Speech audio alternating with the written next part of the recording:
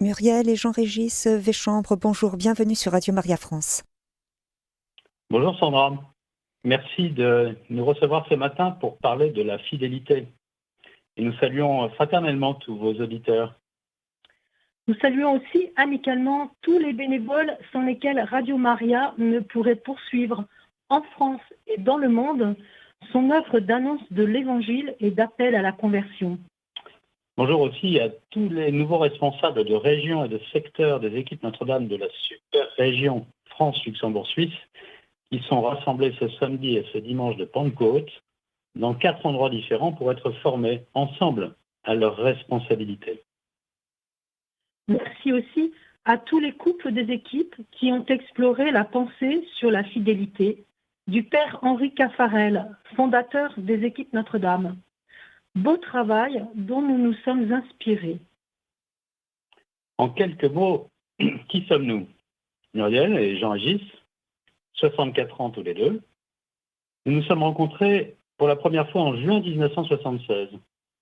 D'ailleurs, nous nous disons souvent qu'on aimerait bien revivre cet instant-là. Oui. Je t'ai demandé si tu voulais devenir ma femme à l'hiver 77. Et nous nous sommes mariés en décembre 1979, après plusieurs beaux moments de préparation et de réflexion. Alors nous voici donc dans notre 42e année de mariage. 42 ans que nous faisons équipe ensemble, pour toujours, car nous n'avons jamais douté, ni l'un ni l'autre, que ce serait pour la vie. Nous avons 7 enfants et 13 petits-enfants à ce jour. Dès que nous nous sommes mariés, nous nous sommes dit qu'il nous fallait nous retrouver avec d'autres couples, unis par le sacrement de mariage, pour que ces rencontres nous aident à vivre et à fortifier notre alliance. On peut dire que nous sommes en équipe de couple depuis 41 ans, mais c'est à la faveur d'un déménagement. Bon, nous avons déménagé 18 fois, et surtout à la faveur d'une rencontre que nous sommes entrés aux équipes Notre-Dame. C'était à Tarbes en 1986. Actuellement, nous sommes responsables de la formation au sein du mouvement. Nous habitons aujourd'hui à côté d'Angers et nous sommes dans notre 8e équipe Notre-Dame. Ce mariage des équipes est une vraie chance. Partout, nous pouvons être accueillis par d'autres couples pour continuer à cheminer et progresser. Au-delà de ces équipes de couple, nous avons aussi d'emblée considéré qu'il nous fallait vivre des choses ensemble, en couple, au service. Par exemple, l'aumônerie de lycée ou le scoutisme, avec d'autres couples d'ailleurs. C'est aussi à Tarbes que nous avons rejoint une équipe de préparation mariage en paroisse et nous n'avons quasiment jamais arrêté depuis. Le mariage est une sacrée bonne nouvelle et le couple a besoin d'être soigné et de se soigner. Dans ce cadre-là, d'ailleurs, depuis plus de 10 ans, nous animons avec un prêtre les sessions fiancées organisées dans la maison du couple, maison des équipes Notre-Dame, située dans le Val d'Oise à Saint-Prix, plus connue sous le nom de Maison Massabielle. La prochaine rencontre avec les couples, justement, a lieu le 29 et 30 mai, le week-end prochain. Il y a encore de la place.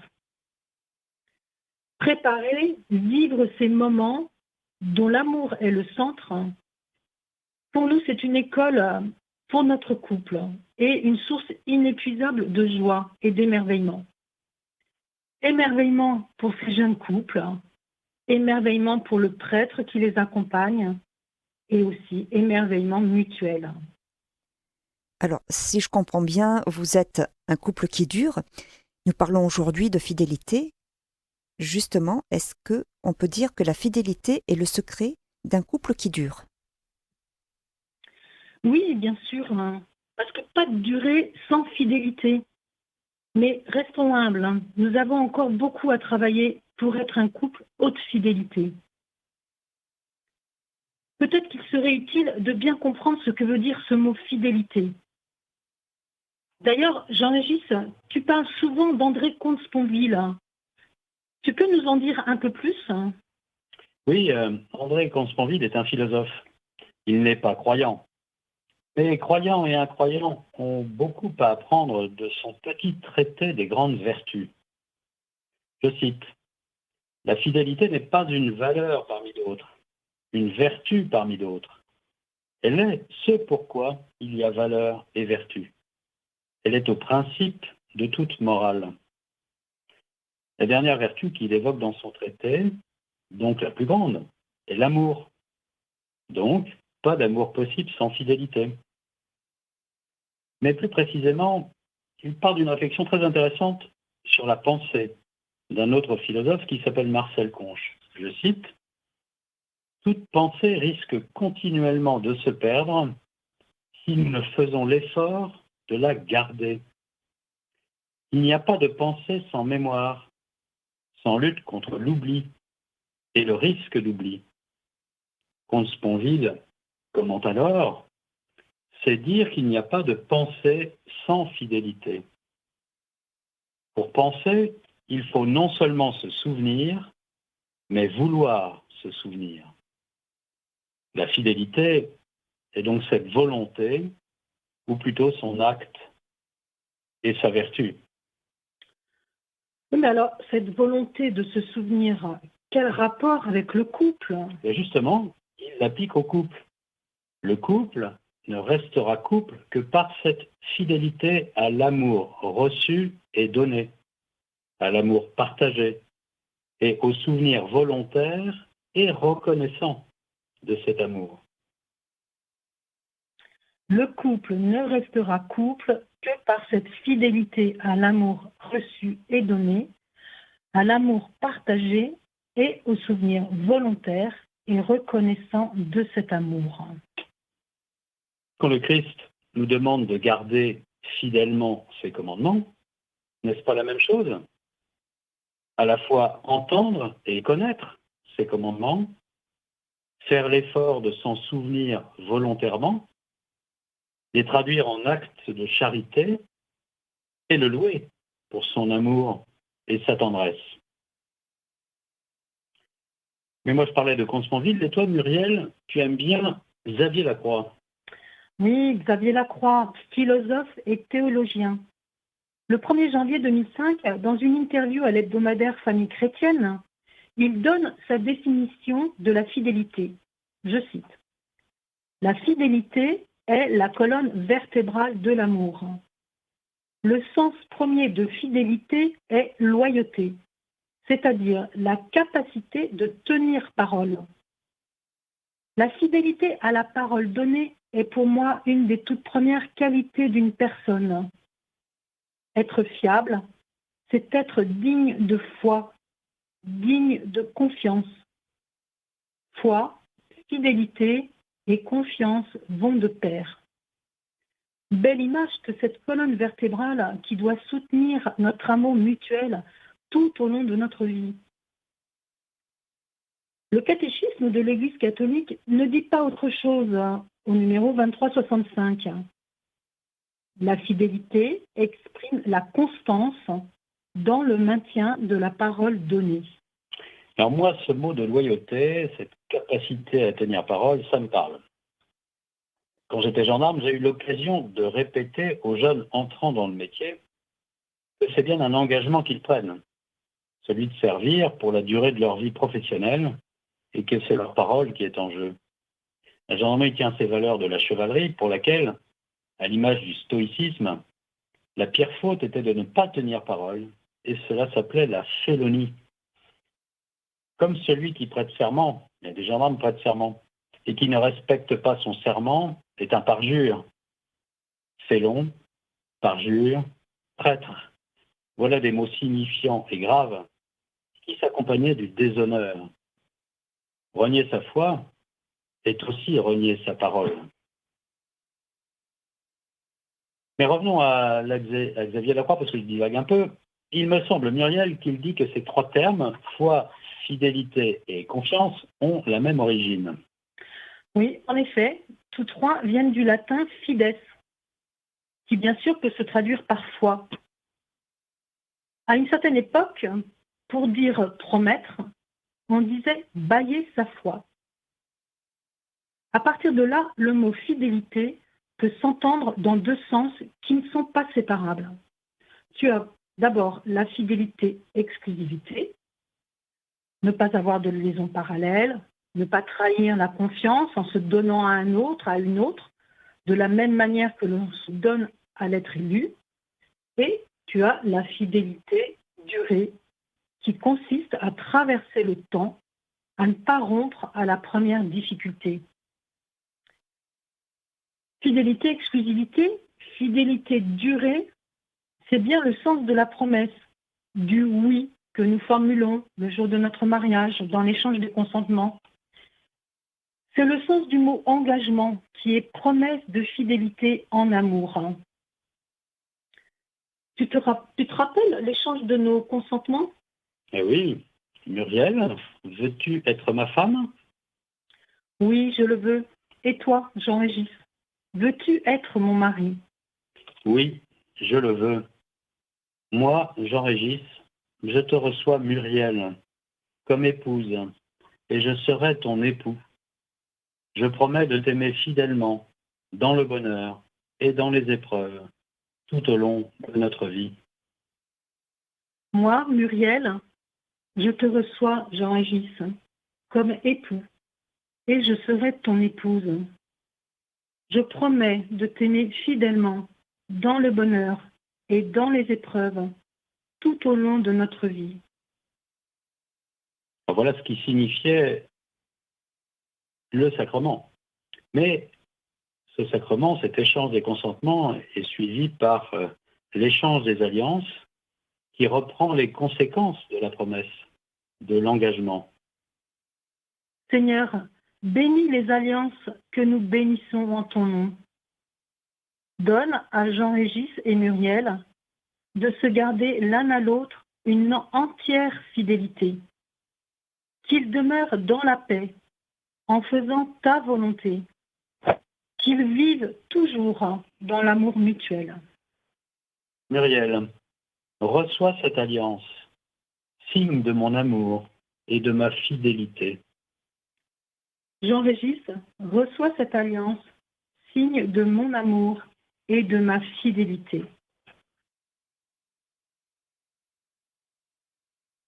Alors sur ce sujet, oui, Marie fait aussi mémoire. Marie, dans le Magnificat, avant de proclamer la gloire du Dieu trinitaire, dit « Le puissant se souvient de son amour, de la promesse faite à nos pères, en faveur d'Abraham et de sa descendance à jamais. Elle loue l'infini, la constante fidélité de Dieu. »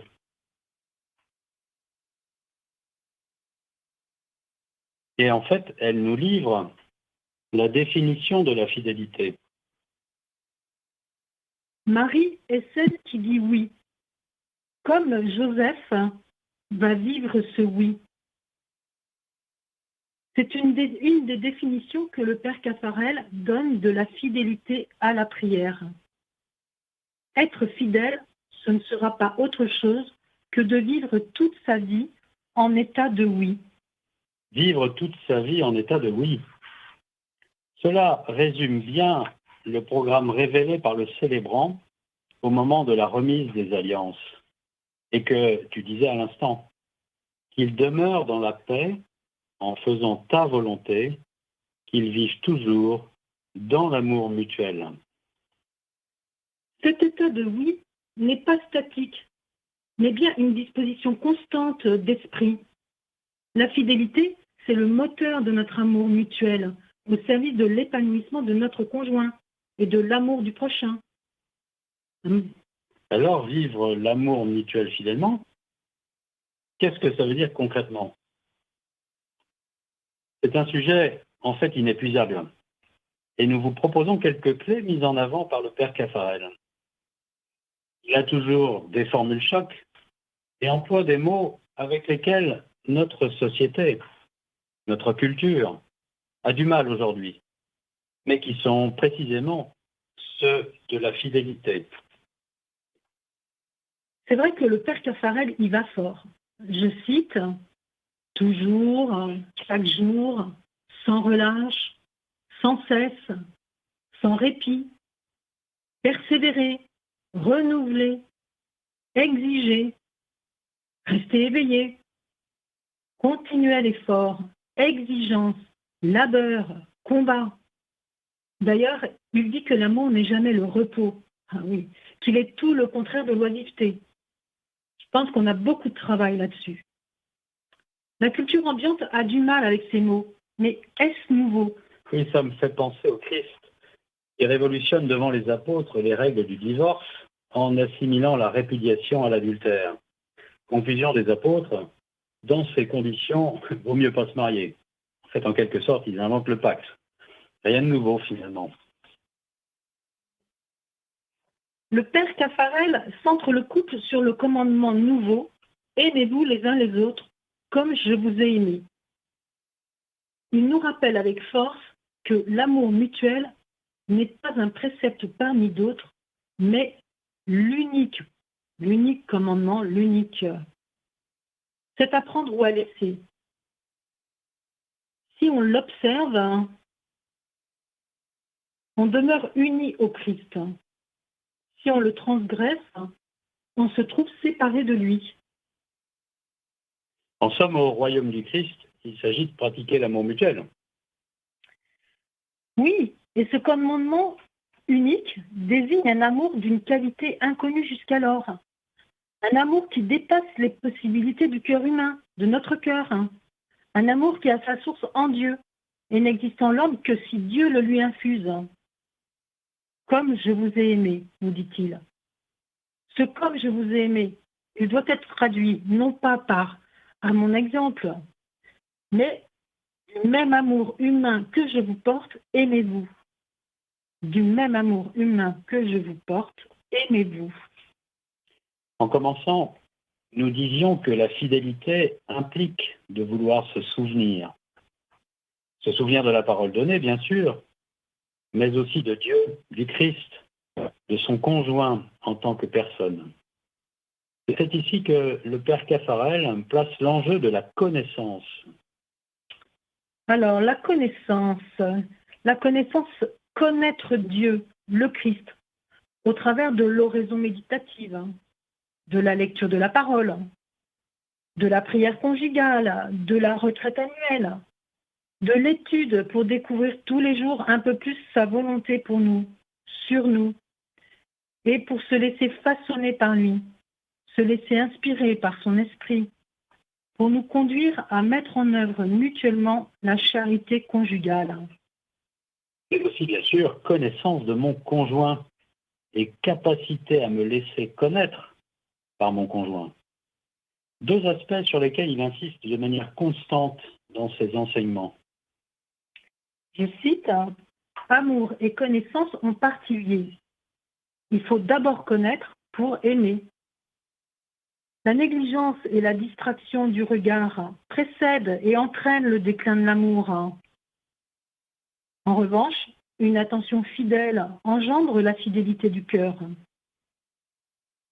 Le plus grave serait de perdre de vue le moi profond de l'autre.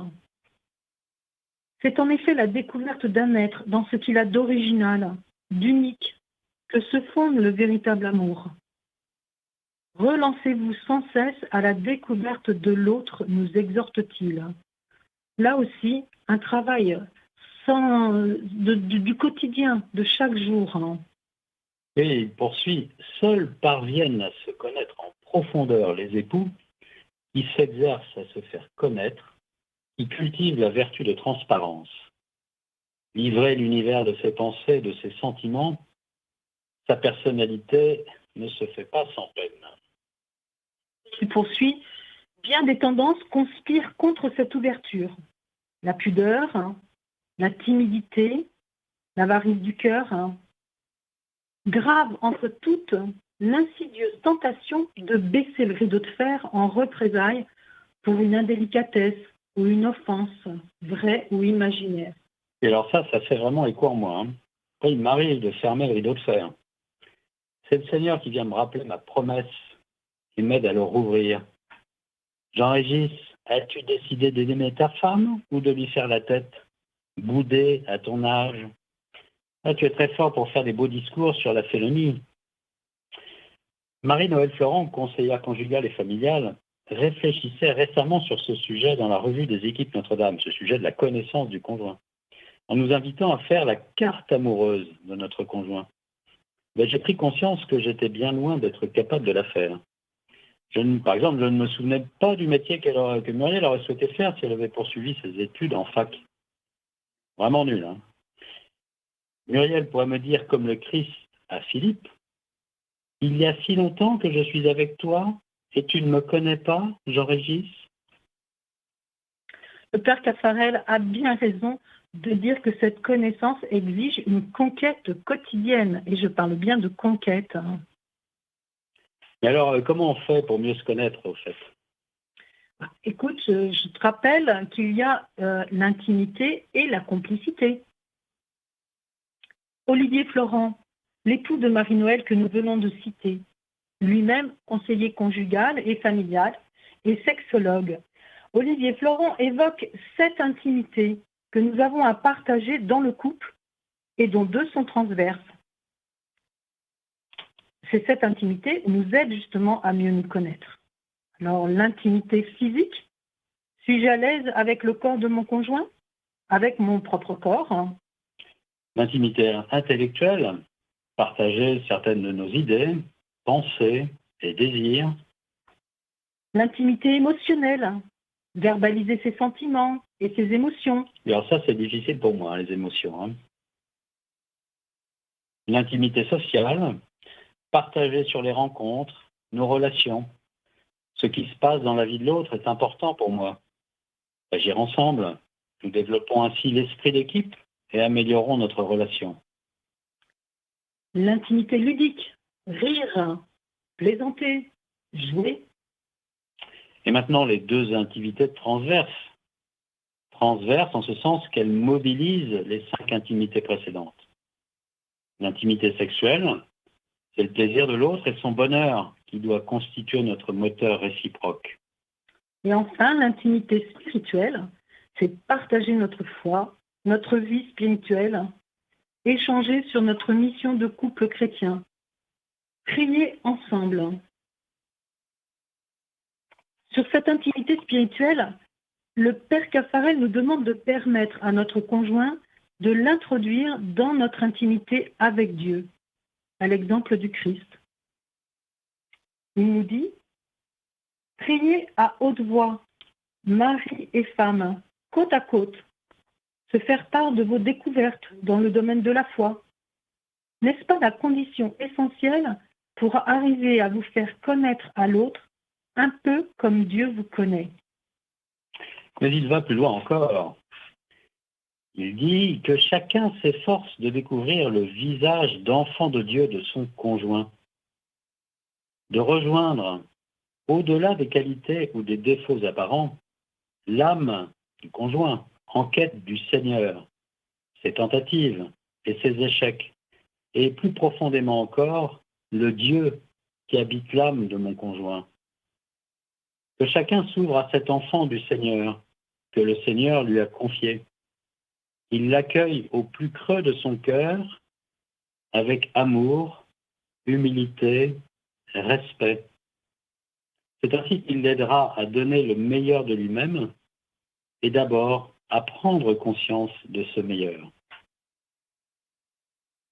Pour nous deux, cette prière conjugale ou ces échanges sur notre foi, même si nous ne sommes pas toujours fidèles au rendez-vous quotidien, ces échanges sont toujours, dans cette rencontre individuelle et commune avec le Seigneur, un puissant facteur d'unification, de paix et de motivation pour notre couple. Oui, vraiment. Et alors, connaissance, intimité, complicité. Complicité? Oui, l'amour est une complicité. Le moi de chacun a partie liée avec le moi de l'autre. Mon moi, Muriel, a partie liée avec le moi de Jean-Gis. C'est bien plus qu'un pacte. Un nœud de 2 mois, nous dit le père Caffarel. Alors, cette connaissance de Dieu et du conjoint, est-ce que ça ne serait pas la clé d'entrée vers la pratique de l'admiration mutuelle? Ben si, justement. Et il est surprenant, très surprenant même, de voir le père Caffarel parler d'admiration et d'admiration exprimée.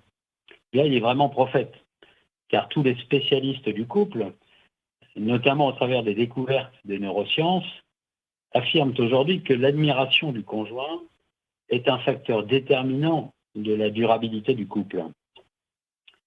Écoutons ce qu'il en dit. Il y a une étroite parenté entre l'amour et l'admiration. Il faut protéger cette admiration, l'entretenir, rester éveillé à la beauté de celui que l'on aime, ce reflet de la beauté de Dieu qui est en lui. Le Père Caffarel nous pose aussi 2 questions. Admirez-vous le Christ? Avez-vous compris que les saints sont des admirateurs de Dieu? Alors Pâques est, moi ce que vient faire Pâques là-dedans, mais Pâques est pour moi un sujet d'émerveillement pour Muriel. Elle offre chaque année un livre de Pâques aux enfants et petits-enfants. Il faut qu'elle en trouve 27 actuellement, qui correspondent à chacun. Et ça, c'est vraiment un très gros investissement affectif, celui justement de connaître les goûts des enfants, belles-filles et beaux-fils, petits-enfants. Et cela lui prend un temps fou. Cette année, les retours de satisfaction furent unanimes. Bravo, ma chérie. Merci.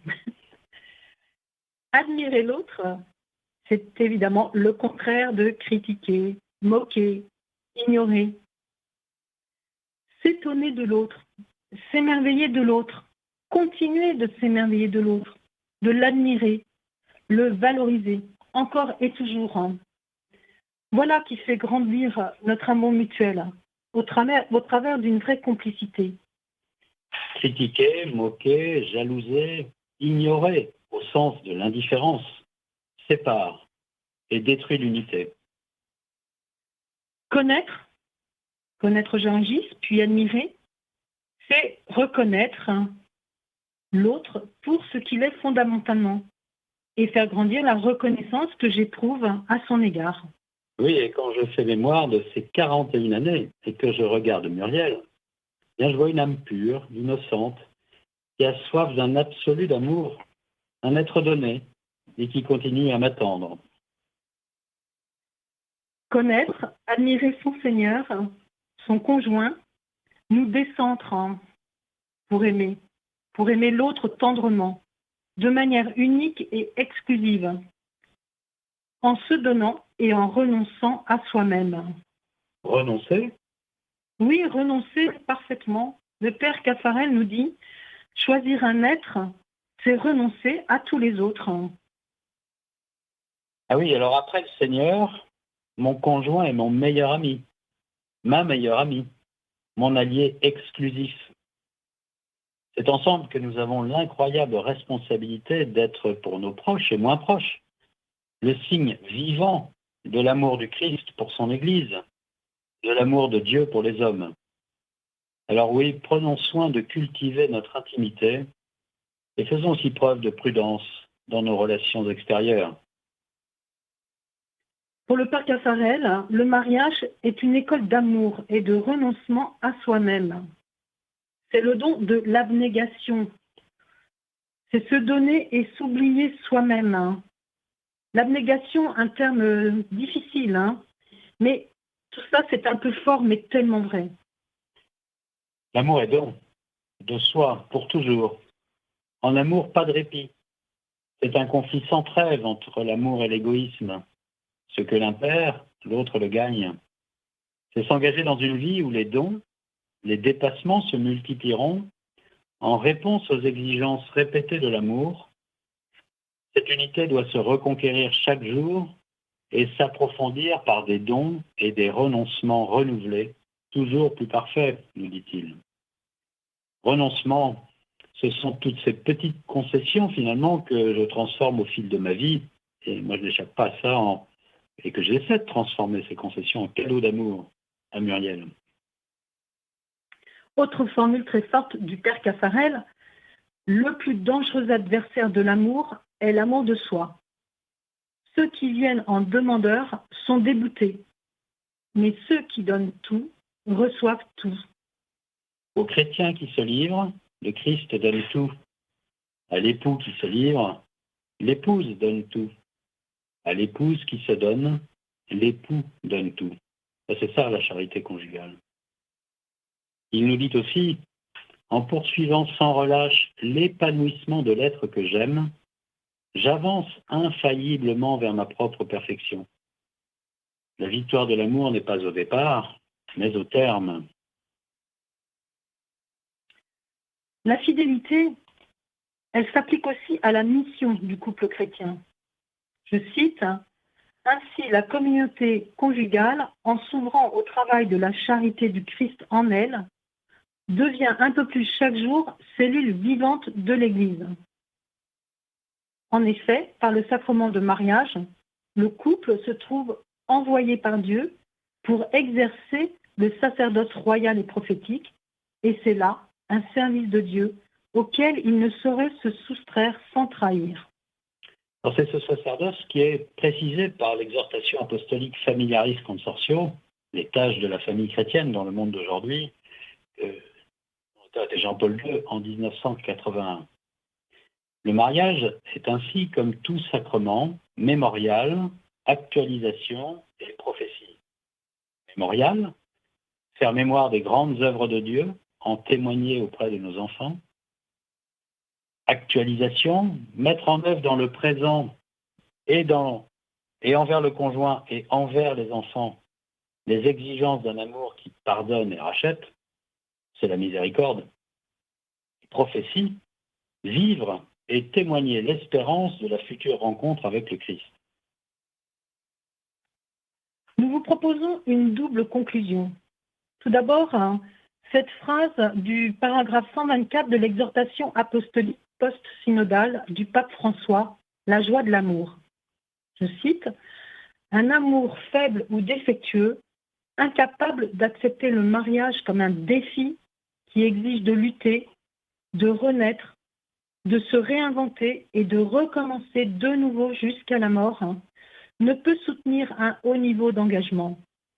Il cède devant la culture du provisoire qui empêche un processus de croissance constant. Mais promettre un amour qui soit pour toujours est possible quand on découvre un dessein plus grand que ses propres projets, qui nous soutient et nous permet de donner l'avenir tout entier à la personne aimée. » Et puis conclure avec le Père Caffarel, comme je souhaiterais, nous dit-il, vous voir tous convaincus que cette charité conjugale, parce qu'elle est d'origine divine, peut connaître des approfondissements toujours nouveaux, si toutefois on ne triche pas avec ses exigences. Alors, les époux font l'expérience de la joie que le Christ promettait après la promulgation du commandement nouveau. Je vous dis cela pour que ma joie soit en vous et que votre joie soit parfaite. Avant de nous livrer maintenant à vos questions éventuelles, nous espérons que vous aurez compris pourquoi et en quoi la fidélité est la colonne vertébrale de l'amour mutuel. 4 points à retenir. Faire joyeusement mémoire de notre promesse mutuelle. Se connaître et se laisser connaître intimement. Admirer inlassablement notre conjoint. Et vivre avec et grâce au Christ, son commandement de l'amour. Alors, peut-être une question. On connaît tous des couples où la fidélité a été mise à mal, où l'un des deux a failli. Est-ce qu'on peut retrouver cette confiance et cette fidélité? Oui, c'est une question difficile, mais importante aussi, parce que tout le monde vit en fait un peu ces questions-là. Et la fidélité, peut-être qu'on n'en a pas parlé suffisamment, mais elle touche à, c'est un peu ce que voulait dire aussi cette intervention, elle touche à tous les aspects de la vie conjugale, dans les petites choses comme dans les choses qui vraiment emportent sévèrement ou portent atteinte à la confiance que l'on peut avoir l'un envers l'autre. Mais nous pensons, oui, que le Seigneur peut nous aider à cheminer et qu'il y a toujours des voies que les voies de réconciliation, en tout cas, sont possibles. On n'a pas parlé du pardon, évidemment, de demander pardon, de pardonner. Ce sont deux chemins que le Seigneur nous aide à poser et qui, dès lors qu'on s'appuie sur lui, sont possibles. Même si, eh bien, on peut penser à un adultère. Un adultère, ça emporte quand même gravement les éléments de relation de confiance, bien sûr. Et donc là, le chemin de réconciliation peut être difficile, mais certains y parviennent. Certains y parviennent. Et j'imagine que la prière, dans ce cas-là, a d'autant plus une place importante. Oui, tout à fait, tout à fait. Et pour les deux, hein.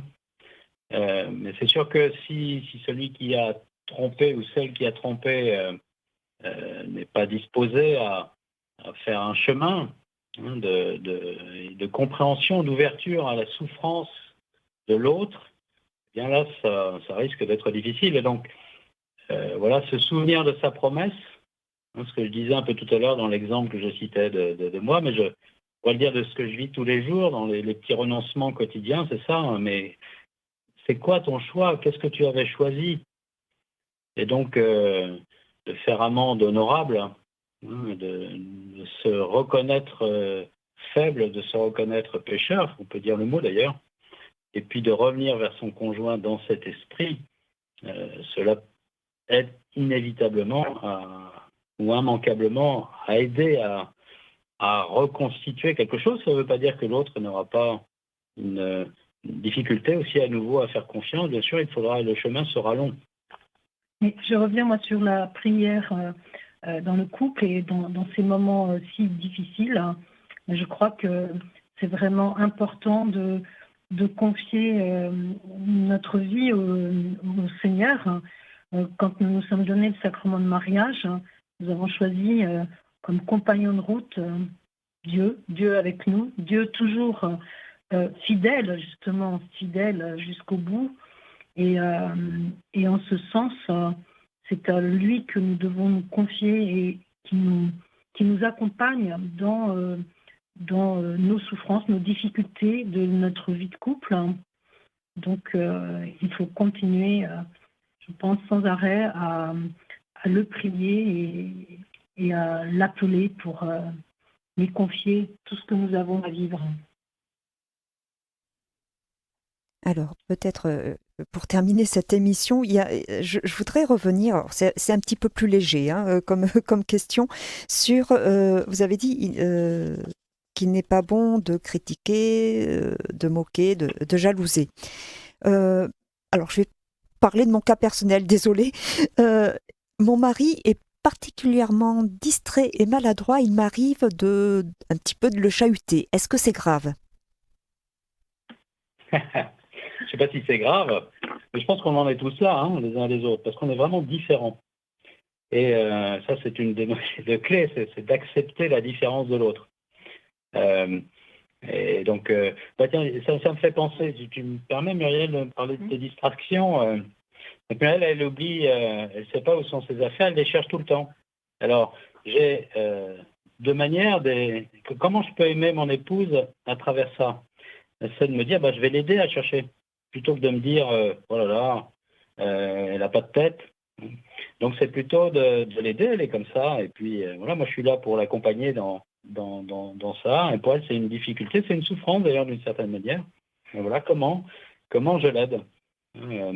Et l'homme, lui, il n'aime pas trop les critiques. Et donc ça peut le conduire à bouder un peu aussi parfois, dans le sens que j'évoquais tout à l'heure, et à s'enfermer dans sa coquille.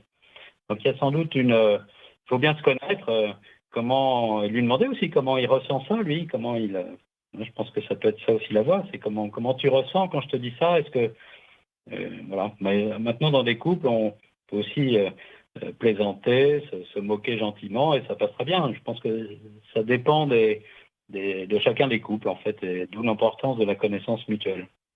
Oui, c'est plus sous forme de boutade, hein, c'est pas... Oui. Ouais. Oui, mais la boutade, peut-être. La question, c'est toujours l'interprétation.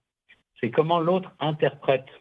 Et nous aussi, on se prend souvent dans ce piège de l'interprétation, en réalité, que je fais une boutade et Muriel va la prendre pour une critique. Et elle va le vivre mal. Parce que on est différents et chacun interprète les choses à sa manière et en fonction de ce qu'il est, de ce qu'elle est.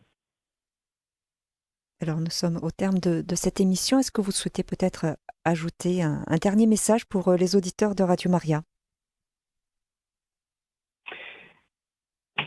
on aurait plein de messages, mais on pourrait terminer, si vous voulez, par ce que dit le père Caffarel de la spiritualité conjugale, une petite définition toute simple. La spiritualité conjugale, et qui donc touche tous les aspects de la vie, dans les aspects les plus concrets, c'est l'art de vivre dans le mariage l'idéal évangélique que le Christ propose à tous ses disciples. Eh bien, merci beaucoup Muriel et Jean-Régis. Et puis, peut-être à bientôt. Merci Bientôt. à vous et oui, à bientôt peut-être. Hein. Bonne Merci.